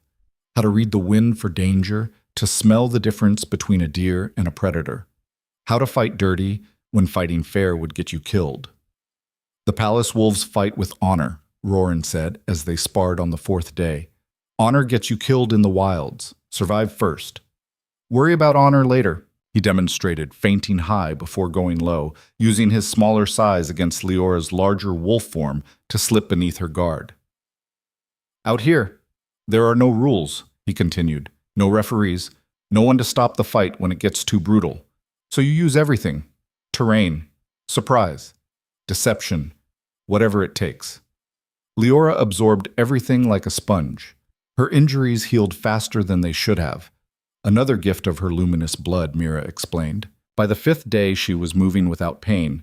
The bone in her leg knitted back together as if it had never been broken. "Your healing is remarkable," Mira said, examining Leora's leg. "Even for an alpha. The luminous bloodline must carry regenerative properties we didn't know about." On the 6th night, sitting around a fire with the pack, Leora asked the question that had been gnawing at her since she arrived. "Why did you leave the kingdoms? Why become rogues? The pack fell silent. Several wolves looked at Roran, who stared into the flames for a long moment. Because the councils are corrupt, he finally said. They talk about tradition and honor, but really they just want to maintain power. Anyone who threatens that power gets crushed. Anyone who questions their authority gets exiled or worse. But you're hunted, outcast, living in constant danger. Better to be hunted and free than safe and caged, Roran said. At least out here we make our own choices. We decide our own fates. We're not beholden to some council of wolves who've never known what it's like to struggle, to starve, to fight for every scrap of survival. A younger wolf spoke up. I was exiled because I fell in love with someone from another pack. The council said it violated territorial agreements. Another said, I questioned an alpha's decision to attack a weaker pack. They called it insubordination. One by one, the rogues shared their stories. Stories of injustice, of rigid traditions that valued power over compassion, of being cast out for crimes as simple as thinking differently. Leora listened, her heart heavy. These weren't monsters, they were refugees. The council wanted me dead, she said quietly. They're terrified of what I represent. Good, Roran said. Fear means you have power. What you do with that power, that's what matters. On the 7th morning, Roran walked with her to the edge of the wilds. The forest ended abruptly at a rocky cliff, beyond which stretched the rolling hills that led back to the palace. Leora could see it in the distance, dark stone against the morning sky. This is where we part, Roran said. Leora looked at the forest behind her, the place that should have killed her but instead had taught her, then at the path ahead that led back to the palace. Thank you, she said, for everything, for saving my life, for teaching me, for showing me that there's more than one way to be strong. Don't thank me yet, Roran said. Going back is the dangerous part. Marin expected you to die. Now that you haven't, she'll be even more desperate to get rid of you. Desperate people do stupid, dangerous things. I know. If you ever need allies, Roran said, you know where to find us. And if you ever change the kingdom enough that rogues like us can come home, well, we'll be listening.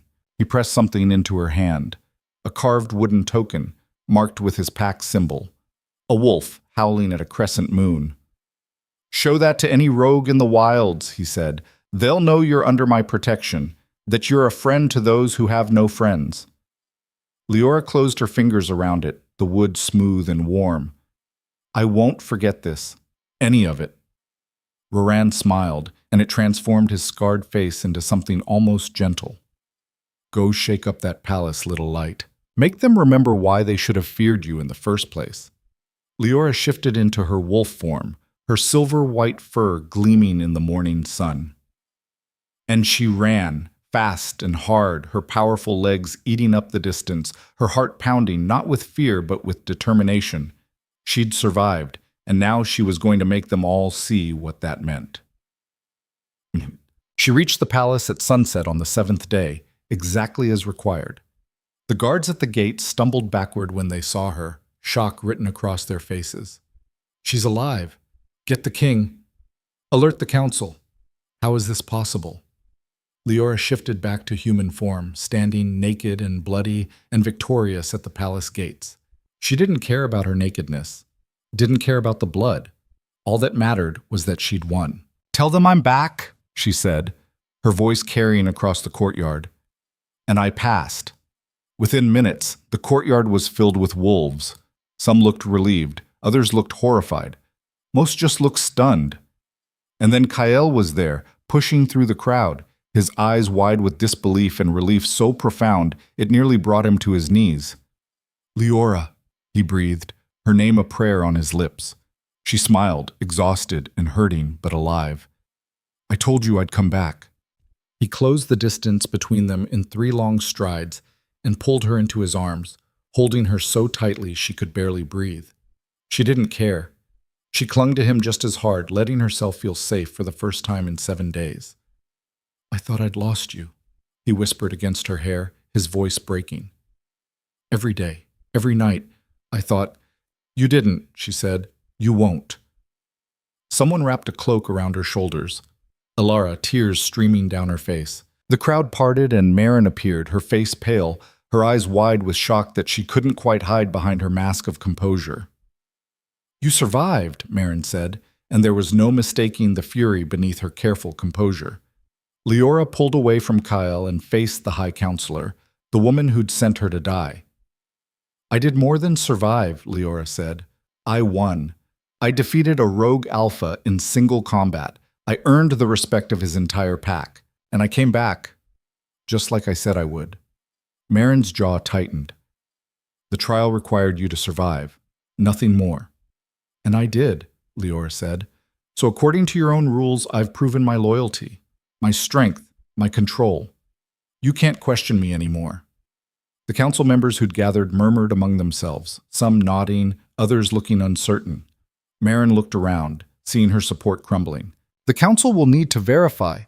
"The council will acknowledge that she passed," Kael said, his voice hard as steel. "Unless you'd like to call me a liar as well." Marin's eyes flashed with rage, but she knew she was cornered. Slowly, like it physically pained her, she dropped to one knee. "The trial is complete," she said through gritted teeth.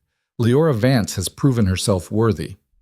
One by one, the council members followed suit, and then the entire courtyard, guards, servants, wolves of every rank, knelt before her. Leora stood in the center of it all, bloody and exhausted and victorious, with Kael at her side. She'd done it. She'd survived. And now everything was about to change. Kael took her hand and raised it high for everyone to see. "Your future queen," he announced, his voice carrying across the courtyard. "Leora Vance, the luminous alpha." The courtyard erupted in howls and cheers that shook the stones beneath their feet. But Leora saw Marin's face as the High Counselor rose, saw the cold calculation in her eyes, and she knew with absolute certainty that this wasn't over. The High Counselor would come for her again, but next time Leora would be ready, because she wasn't the broken wolfless girl anymore. She was an alpha, and she'd fight for what was hers. That night, after she had bathed and eaten and had her wounds properly treated by the palace healers, Kael came to her room. He sat on the edge of her bed, just looking at her like he still couldn't believe she was real, like she might disappear if he blinked. "Tell me everything," he said. So she did. She told him about Roran, about the fight that nearly killed her, about the rogues who'd become unexpected allies. She told him about the things she'd learned, the power she'd discovered within herself, the strength she hadn't known she had. She told him about the stories the rogues had shared, about why they'd left, about the injustices they'd faced. When she finished, Kael was quiet for a long time. "You're incredible," he finally said. "You know that?" Leora smiled tiredly. "I'm still getting used to the idea." Kael took her hand, his thumb brushing across her knuckles. "Marin's not going to stop. I know. She'll try something else. Something worse. I know that too." Kael's gray eyes met hers, serious and intense. "Are you ready for that? For whatever comes next?" Leora thought about everything she'd been through, everything she'd survived, the auction, the trials, the wilds, the rogues, the pain and fear and moments where she'd been certain she would die.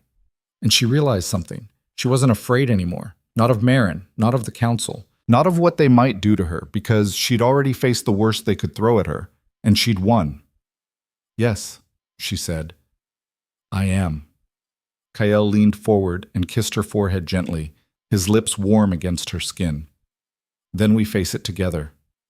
"Together," Leora agreed. As he left and she lay back in bed, exhaustion finally claiming her, Leora smiled. She'd proven herself to the council. She'd survived the wilds. She'd earned her place. But more than that, she'd proven something to herself. That she was strong. That she was worthy. That she was exactly what Kael had seen in her from the very beginning. More than they could ever understand. And tomorrow, she'd start showing them just how much more she could be. The wolfless girl was gone.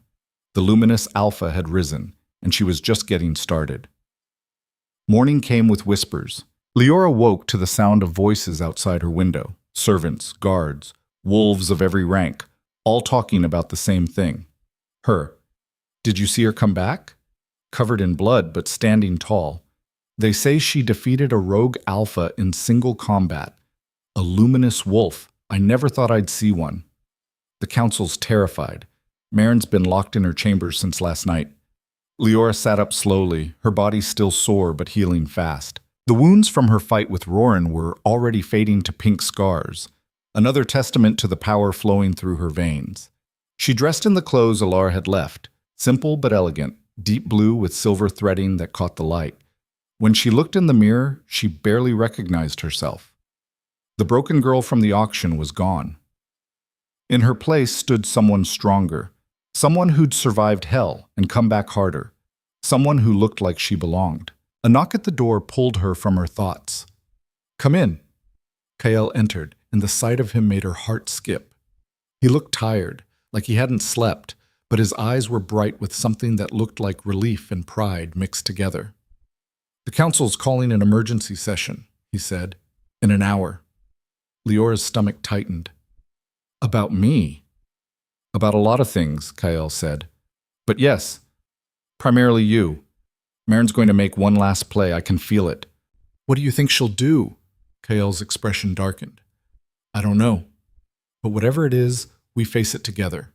Leora nodded and crossed to him, taking his hand. "Thank you for not giving up on me." "Never," he said fiercely. "Not in this lifetime or any other." He kissed her then, soft and gentle, a promise of everything they were fighting for. When they pulled apart, Leora took a breath and straightened her shoulders. "Then let's go finish this." The council chamber was packed. Not just the council members, but representatives from every major pack in the Northern Territories. Word had spread fast about Leora's return, and everyone wanted to see the luminous wolf who'd survived the wilds. Leora walked into the room with Kael at her side, and every conversation stopped. Every eye turned to her. She could feel their stares, some curious, some fearful, some calculating, but she kept her head high and her expression calm as she took her place beside Kael at the head of the table. Marin sat to the right, her face a mask of cold composure, but Leora could see the tension in her shoulders, the barely controlled fury in her ice-blue eyes. "Let's begin," Kael said, his voice cutting through the silence. "High Counselor, you called this session. State your purpose." Marin rose gracefully, her hands folded in front of her. "Thank you, Your Majesty. I called this session to address a matter of grave importance to the kingdom, a matter concerning Miss Vance." Here it comes, Leora thought. "Miss Vance has proven herself in the trial of allegiance," Marin continued. "This we acknowledge. However, new information has come to light that demands the Council's attention." Kael's jaw tightened. "What information?" Marin gestured to one of the counselors who stood and unfurled a scroll. "We have received reports from the wilds," the counselor read, "from witnesses who observed Miss Vance's time among the rogues. Reports that she not only survived but allied with them, that she fought alongside known enemies of the crown, that she accepted gifts and tokens of loyalty from rogue packs." Leora's hand went instinctively to her pocket, where Roran's carved token rested. Marin's smile was cold. "Is this true, Miss Vance? Did you ally yourself with rogues?" The room erupted in whispers. Kael slammed his hand on the table.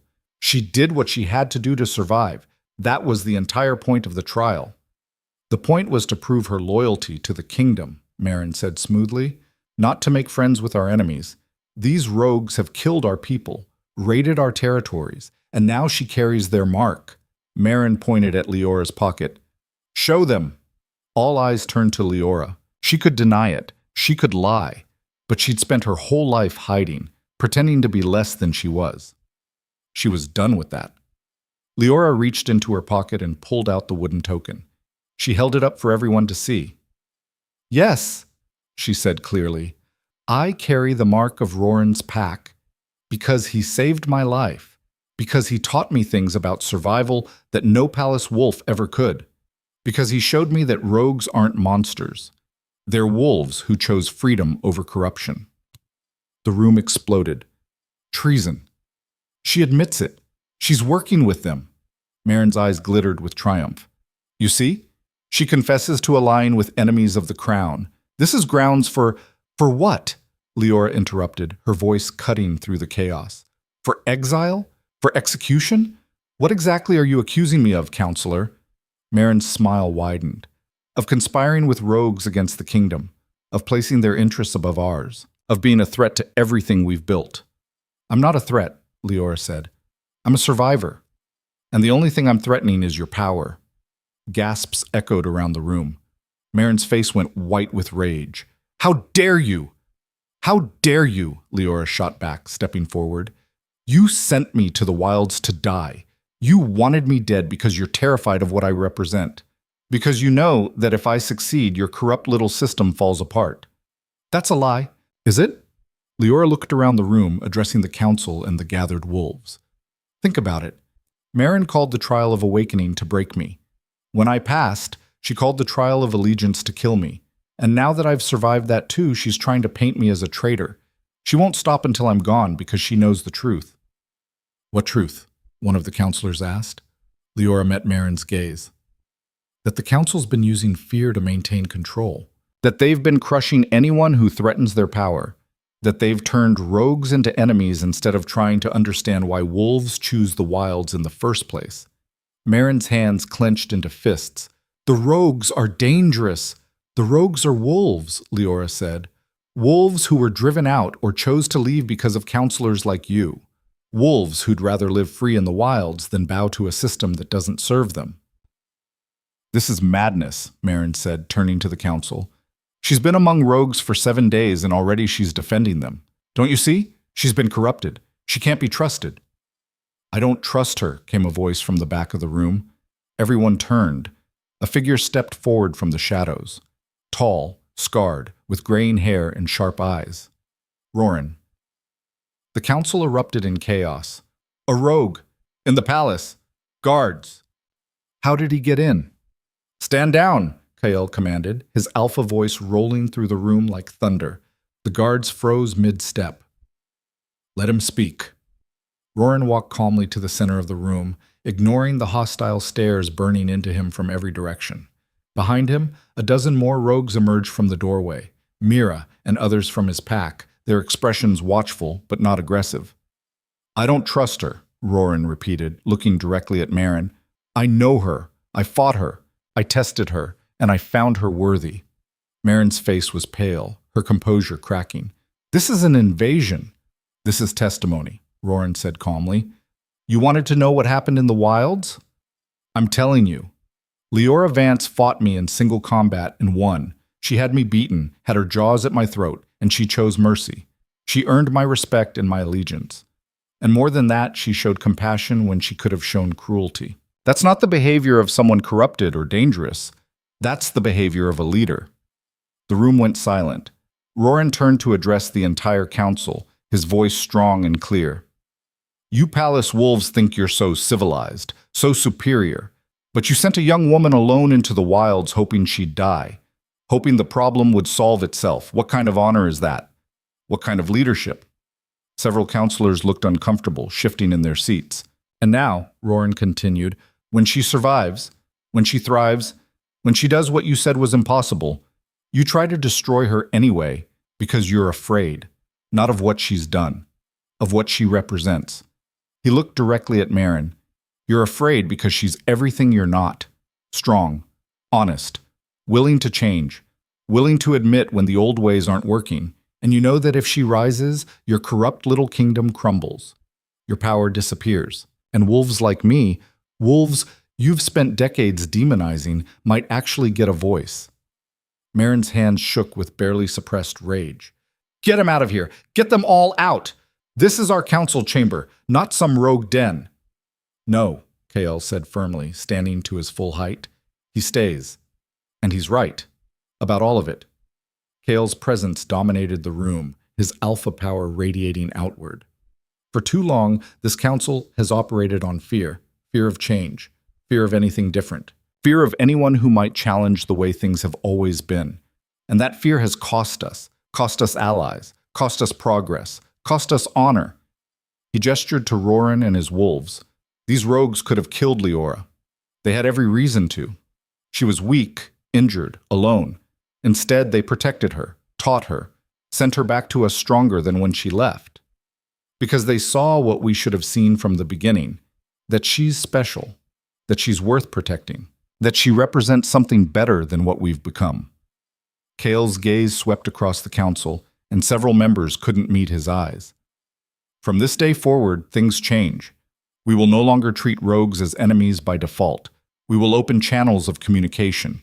We will listen to their grievances. We will understand why they left and what would bring them back. And we will work toward a kingdom where all wolves have a voice, not just the ones who bow to tradition and kiss the council's feet. The council erupted again, voices overlapping in a cacophony of shock and outrage.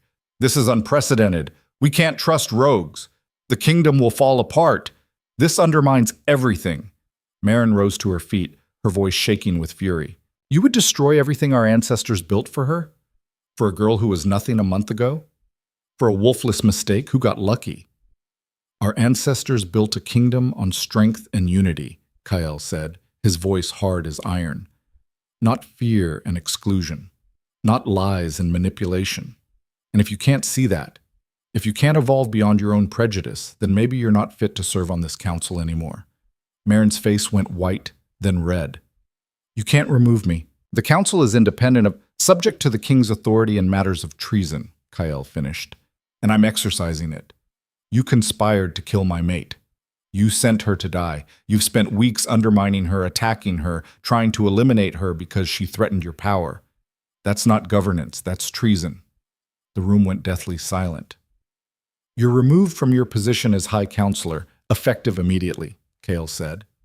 Your title, your seat, your power, all of it. Gone. Marin stared at him, shock and fury warring on her face. The council won't stand for this. The council will do as I command, Kael said, or they'll join you in exile. He looked around the table. Anyone else want to challenge this? Anyone else want to defend sending an innocent woman to her death? Silence. Kael turned to the guards. Escort former Counselor Marin from the palace. She has 1 hour to gather her things. After that, she's exiled from the Northern Territories. If she returns, she'll be arrested and tried for treason. The guards moved forward hesitantly. Marin tried to resist, pulling away, but they took her arms firmly. This is a mistake, Marin shouted as they led her toward the door. She'll destroy everything. She's dangerous. As she was dragged past Leora, she looked back, her eyes burning with pure hatred. This isn't over, she hissed. You'll regret this, all of you. No, Leora said quietly, meeting her gaze without flinching. It is over. Your reign of fear ends today. The doors closed behind Marin with a heavy thud, and the council chamber fell into stunned silence. Then, slowly, one of the counselors stood, an older woman with kind eyes. She bowed to Leora. Then another counselor rose and bowed, and another. Within moments, the entire room, council members, pack representatives, even Roran's rogues, were on their feet, showing respect to the woman who'd survived the unsurvivable. Kael took Leora's hand and raised it high. Lyora Vance Viets, he announced, his voice ringing through the chamber. The luminous Alpha, my mate, your future queen. The room erupted in howls and cheers that shook the stone walls. And for the first time in her life, Leora felt like she truly belonged. The weeks that followed were a whirlwind. Word of Marin's exile spread through the territories like wildfire. Some wolves were outraged, others were relieved, but everyone was talking about the luminous queen who'd changed everything. Kael and Leora worked tirelessly to establish the new order.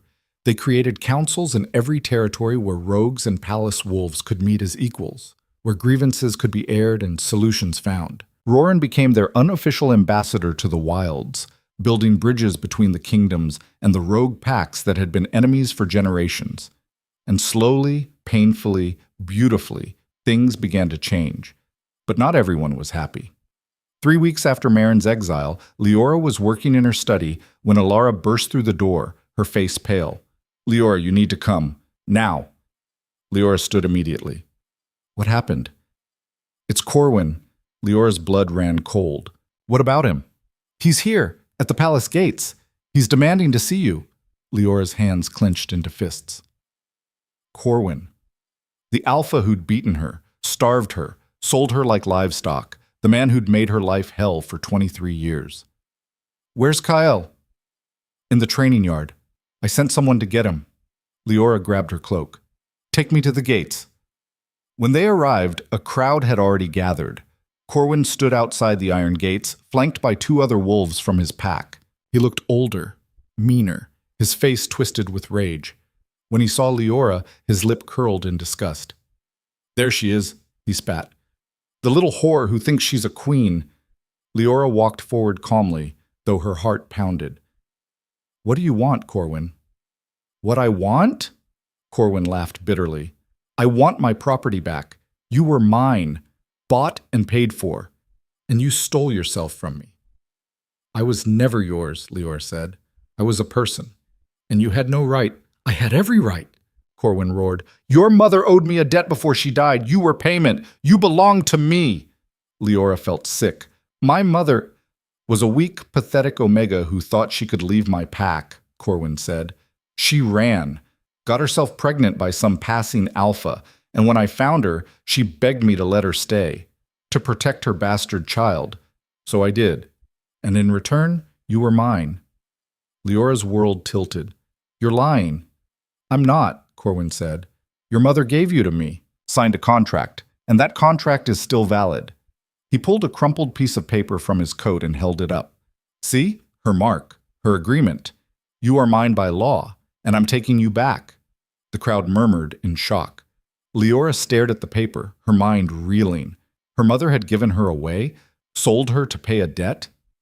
"That contract is void," came Kael's voice. He strode through the crowd, his expression murderous. "Leora is my mate, my queen. Any previous claims are nullified by our bond." "She wasn't your mate when the contract was signed," Corwin said. "The law is clear. She was mine then. She's mine now." "The law protects slavery," Kael said, "which I'm abolishing, today." Corwin's eyes narrowed. "You can't change laws to suit your pet." Kael's fist connected with Corwin's jaw so fast no one saw it coming. Corwin flew backward, hitting the ground hard. The 2 wolves with him moved forward, but Kael's alpha command froze them in place. "Don't," Kael growled. Corwin struggled to his feet, blood pouring from his mouth. "You'll regret that." "The only thing I regret," Kael said, "is not killing you when I first met you, but I'm correcting that mistake now." He shifted, his massive black wolf exploding forth. Corwin shifted too, a muddy brown wolf half Kael's size. They collided in a blur of fur and fury. But it wasn't a fight. It was an execution. Kael tore into Corwin with savage precision, 20 years of rage and protection channeled into every bite, every slash. Corwin didn't stand a chance. Within minutes, it was over. Corwin lay broken on the ground, still breathing, but barely. Kael shifted back, standing over him. "You're banished," Kael said. "You and your entire pack. You have 1 week to leave the territories. If I ever see you again, I'll finish what I started." Corwin's 2 companions grabbed him and dragged him away, leaving a trail of blood behind them. The crowd stood in shocked silence. Kael turned to Leora, his eyes still blazing with fury. "Are you all right?" Leora nodded, though her hands shook. "My mother did what she thought she had to do to survive," Kael said gently. "That doesn't excuse what he did to you. Nothing excuses that." Leora looked at the blood on the ground, then at the crowd watching her, and she made a decision. "Gather the council," she said. "All of them. Now." 2 hours later, the council chamber was full again. Leora stood at the head of the table, Kael beside her, and addressed the gathered wolves. "What happened today can never happen again," she said. "No child will ever be sold to pay a debt. No person will ever be owned as property. No contract will ever supersede a wolf's right to freedom." She looked around the table. "I'm proposing new laws, laws that protect the vulnerable, laws that make it illegal to abuse, exploit, or enslave anyone, regardless of their station or bloodline." One of the counselors frowned. "These are significant changes." "They're necessary changes," Leora said. "I was that vulnerable child. I was that exploited person, and I refuse to let anyone else suffer what I suffered." Another counselor spoke up. "What about tradition? What about pack hierarchy?" "Hierarchy doesn't require cruelty," Leora said. "Strength doesn't require abuse. And tradition that protects abusers isn't worth preserving." She pulled out a scroll she'd been working on for days. "These are the proposed laws. I want them reviewed, refined, and voted on within the week." Kyle took the scroll and held it up. And I'm putting my full support behind them. As king, I'm making this a priority. The council looked at each other, then one by one, they nodded. We'll review them, the elder counselor said. Good, Leora said, because this is just the beginning. The coronation took place a month later. The palace was transformed. Banners hung from every wall, flowers filled every corner, and wolves from across the territories gathered to witness history. Leora stood in her chambers, staring at herself in the mirror. She wore a gown of silver and white, embroidered with symbols of the moon and the old bloodlines. Her dark hair was braided with silver thread, and on her head rested a crown of polished moonstone that caught the light and threw rainbows across the walls. She looked like a queen, but more than that, she felt like one. Alara stood behind her, tears streaming down her face. You're beautiful. You're perfect. I'm terrified, Leora admitted. Good, Alara said with a watery smile. That means you understand the weight of what you're taking on, that you'll do it justice. A knock at the door, and Kyle entered. He wore ceremonial armor, polished to a mirror shine, with a crown of dark iron on his head. His scars caught the light, badges of every battle he'd won. When he saw Leora, he stopped breathing. You're stunning, he said, his voice rough. She smiled. You're not so bad yourself. He crossed to her and took her hands, pressing his forehead to hers. Are you ready? As ready as I'll ever be. Then let's go make history. They walked together to the great hall, where hundreds of wolves waited, palace wolves and rogues standing side by side, former enemies united under a new vision. The ceremony was traditional but modified. Kyle had insisted on including elements from the old ways, honoring the luminous bloodlines that Leora represented and the forgotten traditions that deserved remembering. When they reached the dais, the crowd fell silent. An elder wolf, ancient and wise, stepped forward with a ceremonial blade forged from moonstone. Do you, Leora Vance, swear to protect this kingdom and its people, all of them, without exception or prejudice? I do, Leora said clearly, her voice carrying through the hall.